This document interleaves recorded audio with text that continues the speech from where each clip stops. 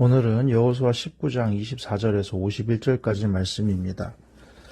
여호수아 19장의 내용은 땅 분배의 마지막 부분으로 시므온, 스불론, 이사갈 지파에 대한 분배가 어제까지의 본문 19장 23절까지가 되어 있었고요. 오늘 본문 24절부터는 아셀, 납달리, 단 지파에 대한 땅 분배가 진행이 됩니다. 그리고 나서는 49절 이하에 드디어 이 모든 기업의 땅 나누기가 맞춰졌다 하는 내용이 담겨져 있습니다.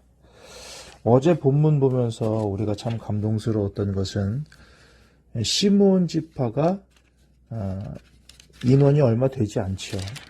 이스라엘 중에서도 인구수가 가장 적은 지파였는데 그들을 위해서 유다 자손 중에 그 기업을 나누어 주는 그런 이야기들이 담겨져 있습니다.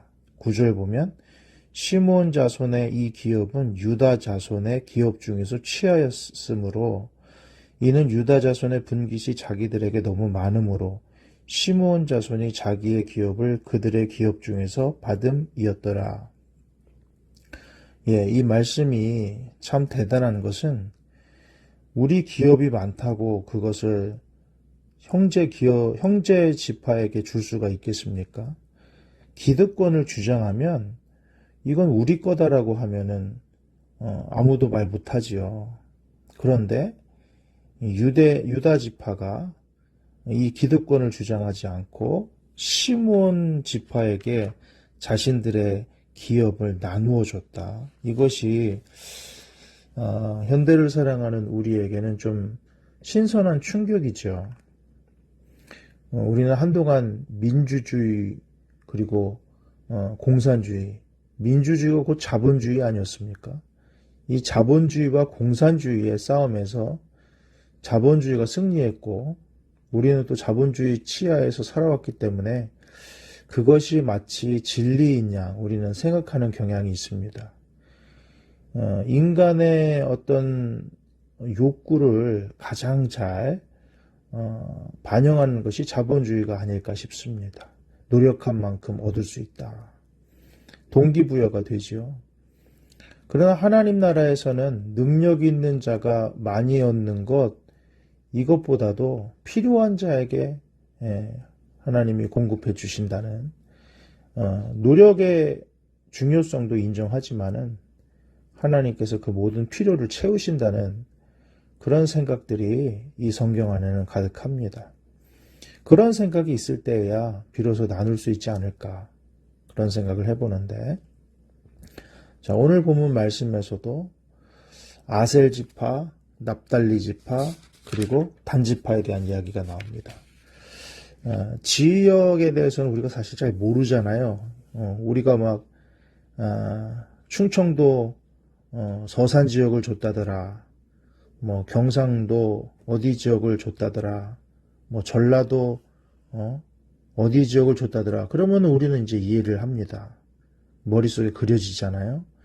그런데 이 이스라엘의 지명들은 너무나 우리와 생소하고 어쩌면 우리는 참 관심이 없죠. 그래서 이것을 읽어도 이게 무슨 말인가 싶기도 한데 어쨌든 24절에서 31절까지는 아셀 자손의 지파를 위해서 제비를 뽑은 것이 표현되어 있습니다. 이 아셀은 레아의 시녀이자 야곱의 첩이죠. 실바의 차남, 즉 야곱의 8째 아들 아셀로 말미암아 생겨진 지파입니다.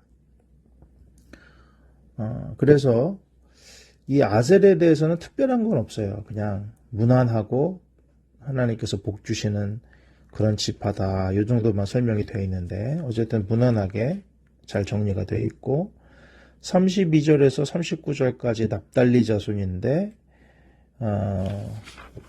납달리는 야곱의 첩이자 그 다음에 라헬의 여종 빌하의 둘째 아들입니다. 야곱으로 치면은 6째 아들이 되겠습니다. 이 납달리 자손에 대한 이야기가 또 나와 있습니다. 그리고 나서는 40절에서 48절까지는 단자손을 위하여, 단자손의 지파를 위하여 그들의 가족대로 제비를 뽑았다. 이렇게 되어 있는데, 단은 좀 유명하죠. 유명한 이유는 단지파에서 걸출한 인물이 나왔는데 그가 바로 삼손입니다. 그래서 단지파는 조금 유명합니다. 야곱의 첩이자 라헬의 여종인 빌하의 장자, 야곱으로 치면 이제 5번째 아들입니다. 이 단지파는 조금 볼 필요가 있는데 지금 좀 특이한 게 47절에 보면은 단자손의 경계가 더 확장되었는데 단자손이 올라가서 레셈과 싸워서 그것을 점령하여 칼로 치고 그것을 차지하고 거기에 거주하였다. 그래서 레셈을 단이라고 바꿨다. 이렇게 나옵니다. 여기서는 정확하게 나오지 않는데 사사기 1장을 보면 아모리 족속과의 갈등이 나옵니다. 이 아모리 족속이 강한 종족이기 때문에 오히려 아모리 종족한테 단지파가 밀리는 거죠. 그래서 많은 수에 비해서 거주할 성읍이 적어졌기 때문에 이제 북쪽으로 올라가게 된 것입니다. 그것을 표현해 주고 있고요. 오늘 사실은 핵심적인 구절은 49절에서 51절 이 부분인데 이 부분이 굉장히 인상이 깊습니다. 이 부분은 제가 읽어드리겠습니다. 이스라엘 자손이 그들의 경계를 따라서 기업의 땅 나누기를 마치고 자기들 중에서 눈의 아들 여호수아에게 기업을 주었으니 곧 여호와의 명령대로 여호수아가 요구한 성읍 에브라임 산지 딥네세라를 주매 여호수아가 그 성읍을 건설하고 거기 거주하였더라. 제사장 엘르아살과 눈의 아들 여호수아와 이스라엘 자손의 지파의 족장들이 실로에 있는 회막문 여호와 앞에서 제비 뽑아 나눈 기업이 이러하니라. 이에 땅 나누는 일이 마쳤더라. 아멘. 이렇게 되어 있습니다. 여호수아 1장에서 12장까지는 가나안 정복에 대한 내용이 기록되어 있습니다. 그리고 13장에서 오늘 본문인 19장까지가 땅 분배에 대한 내용이 기록되어 있죠. 그래서 이제 땅 분배가 맞춰진 겁니다. 그런데 재미있는 것은 49절 뒷부분에 자기들 중에서 눈의 아들 여호수아에게 기업을 줬다는 거예요. 여호수아는 백성의 지도자입니다. 모세의 지도력을 물려받은 이스라엘 최고 지도자죠. 그런 대단한 사람이었습니다. 누가 봐도 대단한 하나님의 사람이었고요. 그가 참 이스라엘을 잘 이끌어 왔습니다. 그런데 그 순서가 땅을 기업을 자기 것으로 삼는 이 순서가 가장 마지막이었다는 것이 참 우리에게 감동을 줍니다. 가장 먼저 차지해도 뭐라고 할 사람이 없지요. 가장 나중에 이 순서가 참 중요한데요. 우리 요새도 그 건강을 위해서 밥 먹는데 먹는 순서만 바꿔도 건강이 굉장히 유익하다. 뭐 혈당이라든가 이런 걸 조절하는데 되게 좋다. 이런 얘기 요새 많이 나오지 않습니까? 먹는 순서만 바꿔도 이게 순서가 굉장히 중요하다는 겁니다. 똑같은 건데도 내가 먼저 받느냐, 네가 먼저 받느냐, 이거 가지고 싸우는 게 우리 인생 아닙니까? 우리 인생은 어떻게 보면 굉장히 어리석을 때가 많아요. 조삼모사 얘기하잖아요. 아침에 3개 받고 저녁에 4개 받을래? 그랬더니 막 화를 냈다 그러잖아요, 원숭이들이. 그러면 아침에 4개 받고 저녁에 3개 받을래? 그랬더니 좋아했다 그랬지 않습니까? 똑같은 거예요. 순서만 바꿔줬습니다. 우리도 그럴 때가 많아요. 그런 우화를 듣고 그런 이야기를 들으면 참 어리석다 하지만은 우리도 그 순서 때문에 그렇게 마음 상하기도 하고 기분 좋기도 하고 그게 인간의 모습 아니겠습니까? 순서를 포기하는 게 쉽지가 않아요. 그런데 여호수아가 대단한 인물이었다는 것은 여기서 나오는 거죠. 순서를 포기할 수 있었다는 겁니다. 가장 먼저 받을 수 있는 사람이 가장 나중에 받았다. 순서가 너무 중요합니다. 여러분, 우리 하루하루 살아갈 때도 우선순위가 너무 중요해요. 꼭 해야 되는 거, 먼저 해야 되는 거. 여러분, 인간은 무한한 존재가 아니라 유한한 존재입니다. 에너지가 한정되어 있기 때문에 내가 어떤 부분에 힘을 쓰면 다른 부분에는 힘을 못 쓰게 돼 있습니다. 우리의 에너지는 무한대가 아니라 100 정도 있다고 보면 뭘 해도 에너지가 소모가 돼요. 그래서 할 거를 먼저 하지 않으면 이거 하고 나중에 하지 하면요. 그때는 이미 집중력도 달라지고 힘도 달라지고 그게 인간의 모습이에요.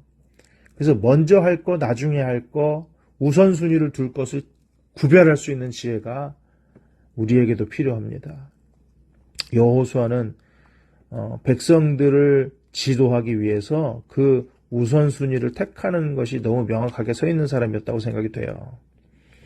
50절에 여호와의 명령대로 여호수아가 요구한 성읍 에브라임 산지 딥낫세라를 주매 여호수아가 그 성읍을 건설하고 거기 거주하였더라.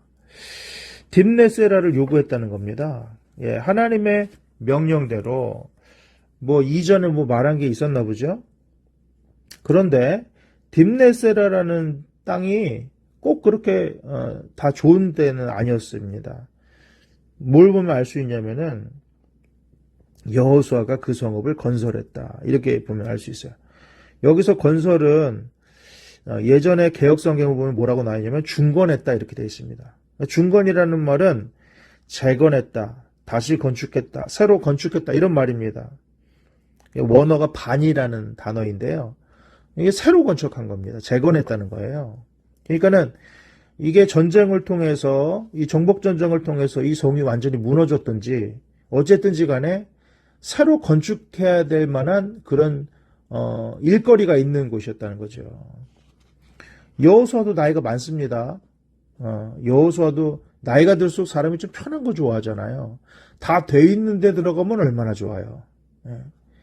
좀 일이 좀 덜 있는 데 가면 얼마나 좋습니까? 그런데 비슷해요. 우리가 잘 아는 갈렙과 굉장히 비슷한 것이죠. 그렇게 힘 안 들여도 되는데 나는 가서 싸우겠다.